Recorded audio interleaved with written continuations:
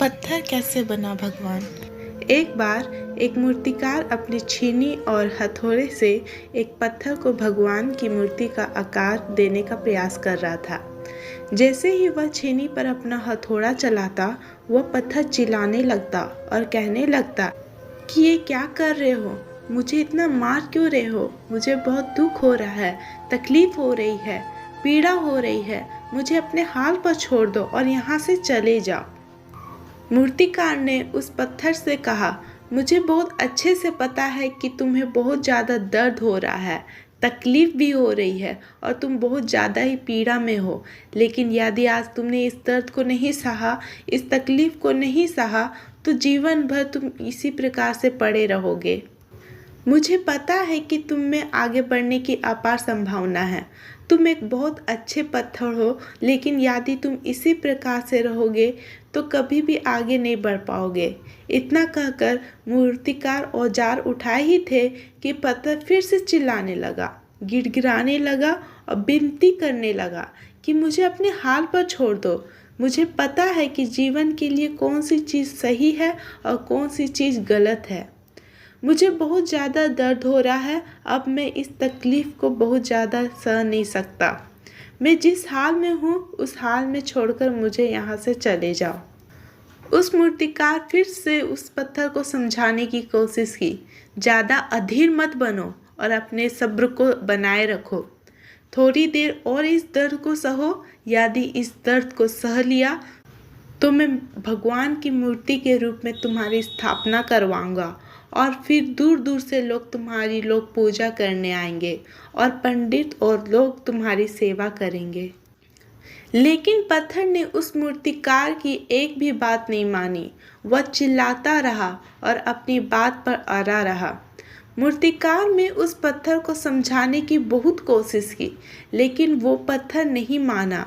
अब मूर्तिकार भी थक चुका था और वह उस पत्थर को छोड़कर आगे बढ़ गया और थोड़ी ही दूर जाकर देखा कि एक और बहुत ही अच्छा पत्थर वहाँ पड़ा हुआ है। उसने छीनी और हथौड़ी उठाई और उस पत्थर को मूर्ति बनाने के लिए वो तैयार हो गया। मूर्तिकार ने छीनी और हथौड़ी का वार दूसरे पत्थर पर भी जारी रखा।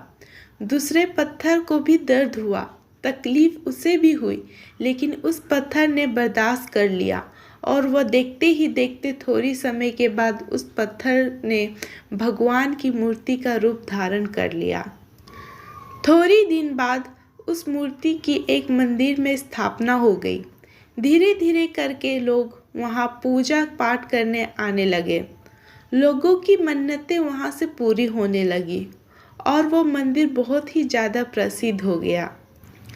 अब धीरे धीरे करके दूर दूर के गांव से लोग वहां पूजा पाठ करने आने लगे। फिर एक दिन और उसी पत्थर को उसी मंदिर में लाया गया और उसे एक कोने में रख दिया गया। अब लोग आते और उस पर नारियल फोड़ते। ये कोई और पत्थर नहीं, बल्कि वही पत्थर था जिसने दर्द को नहीं सहा था। अब वह पत्थर मन ही मन बहुत ज़्यादा पछता रहा था, दुखी हो रहा था और अपने आप से कह रहा था कि काश मैंने उस दिन उस दर्द को, उस तकलीफ को सह लिया होता तो आज लोग मेरी भी पूजा करते।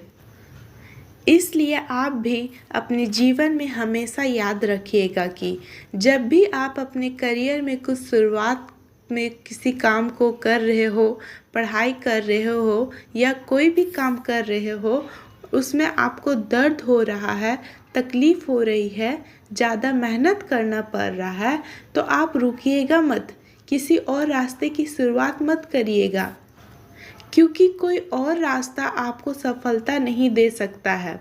आपको उस दर्द को, उस तकलीफ़ को सहना ही होगा और उस दर्द को और उस तकलीफ़ को सहकर आप ज़्यादा मजबूत बनेंगे और तभी आप अपने जीवन में आगे बढ़ पाएंगे।